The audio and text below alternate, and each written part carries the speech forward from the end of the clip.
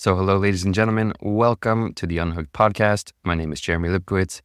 Happy Sunday to you all. I'm recording this a day early because tomorrow I'm actually heading into a silent retreat, so I won't be able to record on Monday. And I wanted to use this as an opportunity to revisit this topic of why it's so valuable to consider going on a retreat of some sort. Whether it's a silent Vipassana retreat or a psychedelic retreat or just a therapeutic retreat or maybe a men's retreat. There's so many retreats you can go on. And so I wanted to revisit this topic of why it's so important to go on retreat.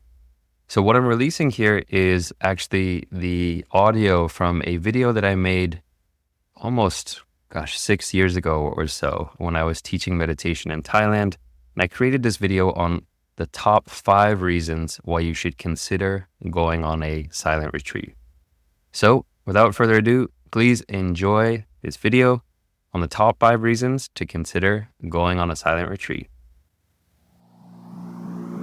1, 2, 3, 4.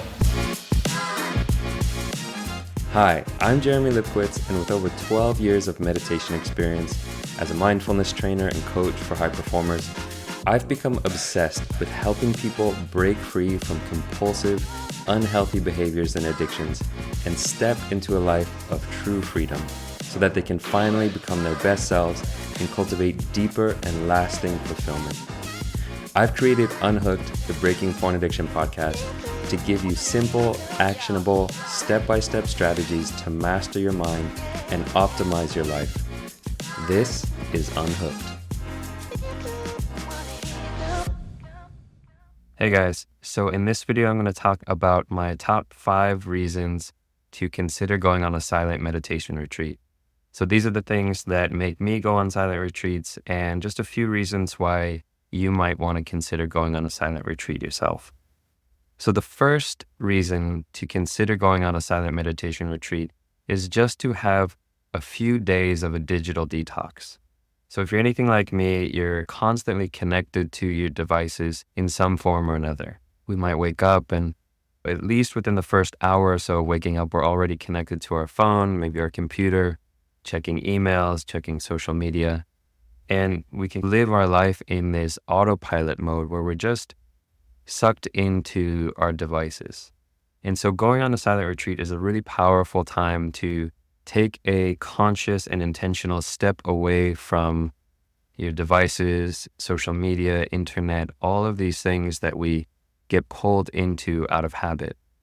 And going on a silent retreat where you give up your phones, you give up your laptops, you put all of that away is a wonderful time because you're in this big community together, everyone practicing this renunciation practice together. It's very hard to do a digital detox on your own if you've ever tried one.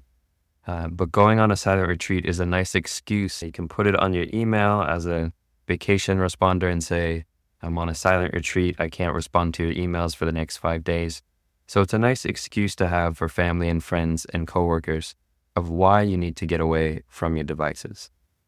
So that's my first reason of why you might want to consider going on a retreat. And I honestly think if you went on a silent retreat and you didn't even meditate, you just did a digital detox for 5 days, you would still get a lot of benefit out of the retreat. So even if you've never meditated before in your life, it's still a really powerful practice. Number 2 is to have some time experiencing what we call the joy of seclusion. So this is related to taking that digital detox, but there's a great joy in the ability or kind of removing yourself from the busyness of our day-to-day life. And there's actually a term for this in Buddhist philosophy. They call it viveka or viveka. And it means the joy of seclusion.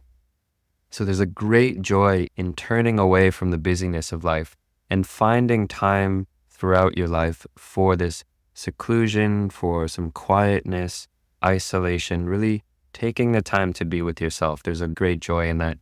And getting to experience that joy is part of the retreat practice. So if you've ever been on retreat, you know what I'm talking about, this moving away from the busyness of society and taking time for seclusion and isolation. And if you've never been on a retreat, take my word for it. There's a great joy in seclusion.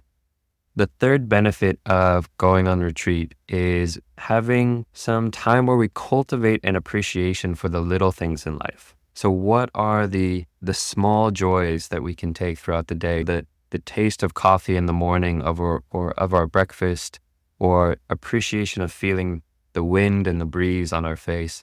There's so many moments in our life that we could be grateful for.